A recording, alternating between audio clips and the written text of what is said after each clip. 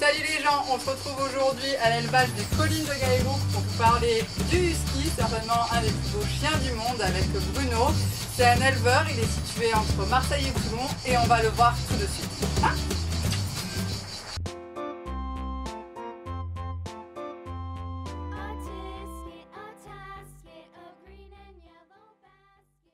Alors on entend beaucoup parler du husky, que c'est un chien quand même très primaire, hein, très primitif. Qu'est-ce que vous pouvez nous dire sur ce comportement un petit peu sauvage du husky? On ne peut pas parler vraiment de comportement sauvage, mais c'est vrai que... On que... peut pas parler de comportement sauvage parce qu'ils sont quand même très proches de l'humain, c'est ça? Absolument, absolument. Et bon, au fil des années et des décennies, le husky a été domestiqué. Oui. On n'a plus affaire... C'est une race qui a 2000 ans, je crois. Voilà, plus de 2000 ans. Voilà, on n'a plus du tout affaire au husky des Indiens Inuits, qui était essentiellement un chien de travail, qui était utilisé pour tirer des charges lourdes, et qu'on utilisait après le soir sous les abris pour réchauffer. Bien sûr. Là, au niveau comportement, on est quand même mieux. C'est pas non plus un chien de compagnie classique. Hein. Je dis, moi j'aime bien cette phrase, le husky s'hérite et se mérite. D'accord. On va dire que le husky s'hérite parce que je pense qu'il faut connaître la race. Oui. Quelqu'un qui ne connaît pas en premier chien, c'est pas voilà, là. Hein, ouais. C'est pas vraiment l'idéal, c'est un chien têtu. C'est aussi parce qu'il est intelligent, donc du coup il a cette intelligence qui fait que s'il n'a pas d'objectif à réaliser quelque chose, il ne va pas le faire comme un chien de berger juste parce qu'on lui a demandé quoi. Voilà, s'il trouve ça inutile, il le fera pas. Après, c'est un chien de compagnie assez extraordinaire, très proche de l'homme. D'accord. Donc ça, c'est vraiment une caractéristique du husky. Oui, on voit, hein, il vous suit partout, de toute façon. C'est très proche de son maître. C'est un chien qui a horreur de la solitude. C'est pas pour rien qu'on dit que c'est un chien de gosse. D'accord. Donc un chien qui a horreur de la solitude, qui demande beaucoup la présence de son maître et qui idéalement doit vivre avec d'autres chiens, un ou plusieurs chiens. Forcément du husky ou il peut vivre avec d'autres chiens à partir du moment qu'il n'est pas tout seul voilà. Mais pour son équilibre psychologique, c'est quand même bien pour lui de ne pas être le seul chien. Ça peut être vraiment quelque chose de... D'accord, donc prévoir quand on prend un husky que ça serait bien d'avoir au moins 2 chiens. Après, il faut oublier que le husky, c'est un chien de travail, donc qui demande l'exercice. D'accord. Donc, qu'est-ce que vous faites comme exercice avec eux ici dans le coin? Tous les sports de terre. Tous les sports de terre, le canicross, le cani-VTT, le cani-randonnée pour les moments les moins sportifs, cani-kart, cani-quad en attelage. Pour les athlètes, ils ont quand même l'habitude, c'est pas sur la neige, mais au final c'est quand même un attelage. C'est des sports de terre, voilà, c'est ça. Surtout, c'est des chiens qui sont assez vifs, assez enjoués, quand ils bénéficient d'un terrain assez important. Donc, ils courent, ils jouent, ils sautent. Voilà, au niveau équilibre, pour eux, c'est important d'avoir du terrain. Même dans un appartement, c'est pas du tout le chien qu'on peut prendre. Non, en fait, on ferme la route à une catégorie de passionnés, parce qu'il y a des gens qui n'ont pas les moyens d'être dans une maison et qui sont pourtant passionnés par la race. Mais c'est vrai que malheureusement, c'est des placements nous qu'on s'interdit, parce qu'on sait pertinemment qu'à un moment donné ou à un autre, le chien ça va pas aller. On va retrouver beaucoup du comportement destructeur. Hein. Je peux voir parfois avec les propriétaires de husky, ils ne s'absentent pas forcément énormément, mais pendant qu'ils ne sont pas là, en plus avec un seul chien, là on se retrouve avec des grosses catastrophes à la maison. Hein. Ils vont faire ça un peu pour punir le maître, et en plus tu m'as laissé dans un endroit fermé. Et puis il y a cette énergie quand même, hein. C'est des chiens très sportifs comme vous avez dit, donc il faut quand même qu'ils se dépensent et ils vont se dépenser en faisant des bêtises au final. Donc c'est vrai qu'on évite ce genre de placement. Il faut penser à l'équilibre du chien. C'est ça, il faut que tout le monde soit heureux, le maître comme le chien. Et si on n'arrive pas à avoir cette alchimie entre les deux, ça ne peut pas marcher. Bien sûr. J'ai l'habitude de dire que l'éducation du husky se fait avec une main de fer dans un jambon de lourd. Ça veut dire qu'on doit être sévère. D'accord. On doit être juste en fait, c'est ça? Oui. Mais pour montrer qu'on est le chef, au final, comment on peut, dans la douceur, amener ça? Moi, ce que je vois beaucoup, c'est des systèmes, tout simplement, où on se fixe des règles et on se tient. C'est-à-dire que si à un moment donné, on a interdit à son chien de rentrer dans telle pièce, il ne faut pas lui dire oui un jour. Voilà, il faut vraiment avoir un cahier des charges, des règles et s'y tenir tout simplement. Et ne jamais transgresser parce que le husky ne va pas comprendre. Et il va prendre ça un peu comme une faiblesse et il va et puis il va toujours garder ce qui est à son avantage. Les réprimandes se font beaucoup à la voix. La voix est très importante. Oui, il faut être clair en fait, il faut être clair dans les règles, il faut être clair dans son ton de voix, il faut être précis. Faut pas hésiter à pousser. Il faut être précis. C'est ça, il ne faut pas hésiter à pousser un coup de gueule. D'accord. Une fois que ça c'est acquis, il n'y a pas vraiment de difficulté particulière. Le chien comprend à ce moment-là que le maître c'est le chef de meute. Oui. Donc la hiérarchie s'installe naturellement. D'accord. Il y a vraiment une vraie hiérarchie avec vous aussi. Hein. Il faut vraiment qu'il vous considère Absolument. comme chef de meute. Absolument. Mais du coup, un chef de meute, que ce soit avec les chiens ou avec les humains, on est d'accord que c'est quand même un représentant qui peut avoir confiance. Absolument. Le but, c'est que il puisse avoir confiance en vous. Donc c'est quand même un lien qui est fort. Hein. Il ne faut jamais trahir la confiance de son chien. Et encore plus chez un husky. Éducation positive, renforcement positif, apparemment ça marche quand même très bien avec le husky, hein, parce que du coup on joue complètement sur la confiance. Là. Oui, et ça marche très bien. Surtout que le husky ne comprendrait pas qu'on utilise la violence. Pour lui, ça serait une injustice même. On revient sur cette intelligence un peu du husky, donc il va vraiment le ressentir comme une injustice et après ça risque de se répercuter absolument sur toute l'éducation au final. Exactement. Quand on dépasse les 12 mois, normalement les règles sont est faite. Voilà. Son éducation est faite et après pour rattraper certaines choses, c'est beaucoup plus difficile.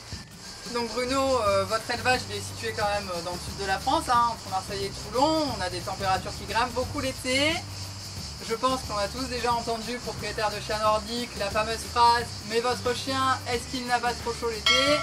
Qu'est-ce que vous pouvez répondre à ces gens ou comment vous pouvez gérer cette température? Ils sont un peu victimes de leurs origines. Husky de Sibérie, Malamute d'Alaska, c'est pareil. Ça parle quand même. Bon, mais alors donc, il faut que les gens se rassurent là-dessus. Ce sont des chiens déjà qui sont nés ici. Donc ils sont acclimatés. Aux températures du sud. À l'été, voilà, ils sont acclimatés à ces températures-là. J'ai été surpris au début, moi, en voyant mes huskies se mettre en plein soleil au mois d'août à 2h ou 3h de l'après-midi. Grosse température et pourtant... Et faire des siestes phénoménales pendant 1 heure, 1 heure et demie en plein soleil. Ce sont des chiens qui se régulent au niveau température parce qu'ils ont quand même un poil et un sous-poil qui fait un peu la fonction pour donner une image d'une couverture de survie. C'est ça, donc au final, c'est un isolant. Donc ça isole du froid, ça isole très bien du froid, ça isole aussi très bien du chaud. Du chaud, absolument. Donc l'isolation se fait dans les deux sens. Le husky c'est quand même un chien qui mue, c'est ça, qui mue 2 fois par an. Donc au final l'été il perd tout son sous-poil fait pour lui tenir chaud.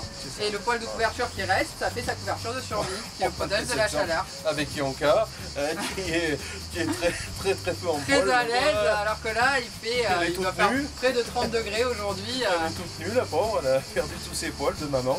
Bon c'est normal, hein, c'est une mue après gestation. Du moment qu'ils ont de l'ombre et qu'ils ont en permanence de l'eau propre à disposition, c'est des chiens qui puis on peut leur emménager aussi des petites piscines hein, dans les jardins, voilà, un coin d'ombre, une petite piscine pour qu'ils se rafraîchissent un petit peu sur les points chauds. Mais au final, ce sont des chiens qui supportent très bien la chaleur, peut-être même mieux que certaines races de chiens à poil ras qui eux sont pas du tout protégés du chaud. Hein. On préconise évidemment de ne pas faire de sport à son chien aux heures les plus chaudes de la journée. Aux heures les plus chaudes de la journée. Alors on dit souvent des nordiques et les mushers disent d'ailleurs qu'au-dessus de 20 degrés, ils ne font plus travailler leur chien. D'accord. Bon. Donc c'est quand même à prendre en compte. C'est à prendre en compte, mais dans des phases d'exercice. D'accord. On ne va pas aller courir, c'est ça une ineptie, d'aller courir avec son chien à 3h de l'après-midi en plein mois d'août, que ce soit un husky, un labrador ou n'importe quoi, ou un bulldog. Le coup de chaleur, au final, ça peut arriver sur toutes les races, et les huskies sont loin d'être les chiens les plus prédisposés au coup de chaleur. Et du coup, au niveau de l'alimentation, vous les nourrissez avec quoi? Alors, croquettes. Nous, on préfère une alimentation qui se rapproche le plus de l'alimentation naturelle. Idéalement, ça serait le bar.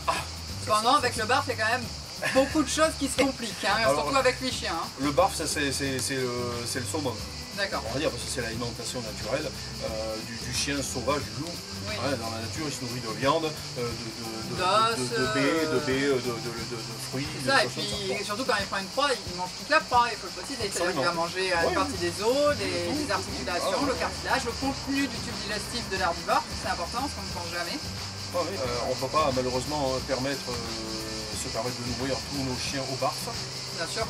Et puis il y a aussi un problème d'hygiène, c'est-à-dire que nous ici, il fait quand même très chaud l'été, on a des températures qui montent jusqu'à 40 degrés. Le barf c'est de l'alimentation donc crue, fraîche. Et en donnant une alimentation fraîche, s'ils ne consomment pas tout dans la demi-heure, ça peut devenir vraiment embêtant au niveau de la santé. Hein. Et autre chose qui ressemble beaucoup au barf, qui est un peu plus pratique mais quand même qui reste très coûteuse, c'est l'alimentation ménagère. L'alimentation ménagère, c'est cette alimentation dans laquelle on va utiliser c'est pas que de la viande, parce que le problème du bar, c'est que c'est pas que de la viande au final. Il y a de la viande, il y a les os, il y a les proies vivantes. Donc là, plutôt que de récupérer tout ça, on va mixer avec des légumes et des céréales mélangés à de la viande, mais seulement du muscle. C'est vrai que bon, du coup, c'est un peu plus pratique parce que c'est cuit, donc au niveau de ces règles d'hygiène, comparé au bar qui est cru, c'est un petit peu mieux. Par contre, pareil, hein, dans un élevage, par rapport au coût, par rapport à la praticité. C'est tout, ça prend du temps. Mais en croquettes, du coup, on fait quand même de très bonnes croquettes. Voilà, on est passé aux croquettes sans céréales, qui est un phénomène de mode. Et au niveau de la santé de vos chiens, de la qualité de leur sel, vous avez vu la différence avec les croquettes sans céréales? Absolument. Que nous, on a adopté cette solution. Et voilà, donc ça se passe très très bien. Donc, globalement, au final, sur l'alimentation, ce qui importe, c'est de trouver une alimentation qui convienne à ton chien. Et ça, que ce soit des croquettes avec, sans céréales, du bar ou du ménager, ce qui importe, c'est un bon transit, des bonnes selles, un bon poil, une bonne santé. Il faut observer le chien, il faut regarder sa vivacité, il faut regarder on trouve au final des bonnes choses de partout. Ce qu'il faut, c'est observer son chien, la santé de son chien, pour savoir si ça lui correspond. La seule chose que j'abolis complètement, ce sont ce que j'appelle les croquettes de supermarché. Oui, de toute façon, en clinique vétérinaire, on le voit, hein, le nombre de problèmes avec les croquettes de supermarché, minimum des croquettes d'animalerie. Voilà, au minimum des croquettes premium, ce qu'on appelle l'alimentation premium, c'est-à-dire des croquettes de 32 marques connues. Il y a quand même des choses de qualité qui se font. D'ailleurs, nous, quand les chiots partent avec un kit d'une marque très connue de croquettes, où ils peuvent acheter leur premier sac avec une réduction de 10 €, etc.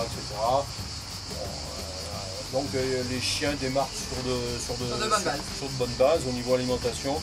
Mais après, quand ils vieillissent, oui, on préfère qu'ils aient une alimentation qui soit un peu plus longue. Parlons un peu d'un sujet pas très sympathique, mais important, les maladies, les prédispositions génétiques du husky.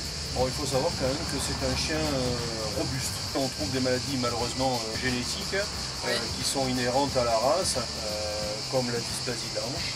Oui. Donc, dysplasie de la hanche. Oui, ça c'est un peu tous les chiens, moyens, grands chiens, on la retrouve. Nous, on teste les chiens. Les reproducteurs, vous les testez pour être sûr qu'il y a des bonnes hanches, pour éviter les problèmes. Après, on a les yeux. Oui, ils ont les yeux fragiles. Voilà, est-ce que c'est dû à leur couleur, hein, parce que c'est vrai que tout le monde croit que le husky a forcément les yeux verrons ou les yeux bleus, au final pas du tout. Non. Et est-ce que par contre le fait d'avoir les yeux verrons et les yeux bleus, ça peut fragiliser? Oui. Alors on dit que ceux qui ont les yeux bleus sont plus facilement disposés à avoir des cataractes, par exemple, ou des goniodysplasies. Et bon, Iceberg qui a les yeux bleus, par exemple, est exempt de ça. Oui, bien sûr, c'est pas automatique, mais voilà, encore une fois, ça peut influencer. On voit souvent à la clinique des huskies qui sont un peu plus fragiles, qui vont faire des réactions à des produits, peut-être, une peau un peu... Bon, on a eu un petit peu Fanoun et Yanka un petit peu, qui ont tendance un petit peu à avoir des petites allergies de temps en temps. Des réactions cutanées. Qui se manifestent par la gratouille, ce qu'on appelle. Mais c'est pas récurrent non plus. Et on peut dire à la rigueur que le husky a une digestion un peu sensible. Oui, j'entends beaucoup parler de ça, hein, des huskies qu'il faut faire un peu attention à l'alimentation qu'on leur donne, et généralement quand on trouve une bonne alimentation qui leur convient bien, on ne change plus. Voilà, absolument. Au niveau budget, qu'est-ce qu'il faut prévoir pour le husky? À combien ça peut revenir à peu près sur une année? Je sais que déjà il y a l'alimentation évidemment. L'alimentation, les soins. Les soins, le vaccin annuel, hein, les antiparasitaires. Voilà, l'entretien, les produits d'entretien. Oui, des accessoires style laisse, collier, harnais, etc., etc. Donc ça c'est important aussi. Pour un particulier, il faut compter entre 800 et 1000 €. Un budget correct pour un grand chien, on va dire, parce qu'il faut quand même une bonne santé, sachant que forcément en cas d'accident on peut doubler le budget. Hein. C'est ça, un chien comme Luigi qui a eu un jour avalé une cochonnerie et qui malheureusement a fait une occlusion intestinale, c'est une opération qui nous a coûté à peu près aux alentours de 500 € aussi. Bon, voilà, donc on n'est pas à l'abri de ce genre de choses malheureusement, donc il faut compter aussi dans le budget, il faut se garder une petite réserve voilà, pour ce genre d'événement malheureusement qui peut arriver. En conclusion, le husky est un chien costaud qui a besoin de compagnie, donc de vivre au moins avec un autre chien. Il est plutôt privilégié pour les familles sportives et à éviter si jamais vous n'avez pas un minimum de terrain. Mais à savoir que tous ceux qui ont testé ont adopté parce que c'est un chien extraordinaire. Hein? Fais un bisou à la caméra. Bisous!